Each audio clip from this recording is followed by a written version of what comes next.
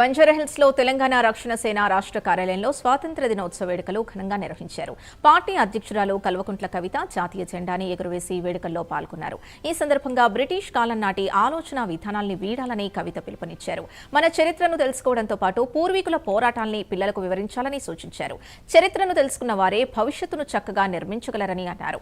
British వారు భారత్, పాకిస్తాన్ గా దేశాన్ని విభజించి శాశ్వత శత్రుత్వానికి కారణమయ్యారని వ్యాఖ్యానించారు. భారత్ నుంచి తీసుకెళ్లిన కోహినూర్ వజ్రంతో పాటు దేశ సంపదను తిరిగి ఇవ్వాలని తెలంగాణ రక్షణ సేన డిమాండ్ చేస్తోందని కవిత తెలిపారు.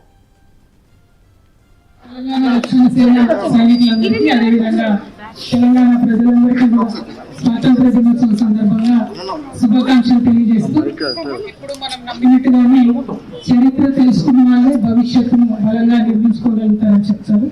మనం స్వతంత్రం తెచ్చుకోవడానికి మన పూర్వీకులు చేసినటువంటి పోరాటం, అదేవిధంగా బ్రిటిష్ రాజ్యం మన దేశం నుండి లూటీ చేసినటువంటి సంపద, ఆ విధానం, ఆ పద్ధతులు అన్ని కూడా బలంగా గుర్తించాలి, గుర్తుంచుకోవాలి. ఇవాళ ప్రపంచవ్యాప్తంగా ఒక ఉద్యమం ప్రారంభమవుతోంది. సూర్యుడు అస్తమించినటువంటి బ్రిటిష్ సామ్రాజ్యం అని చెప్పేవాళ్ళు. అంటే అన్ని దేశాలను కూడా పాలించింది బ్రిటిష్ ఆనాడు ప్రభుత్వం. అయితే ఇవాళ బ్రిటిష్ చేత పాలించబడినటువంటి అనేక దేశాలు కూడా మా సంపదను మాకు వాపసు ఇవ్వాలి, మా గౌరవాన్ని మాకు వాపసు ఇవ్వాలి. బ్రిటిష్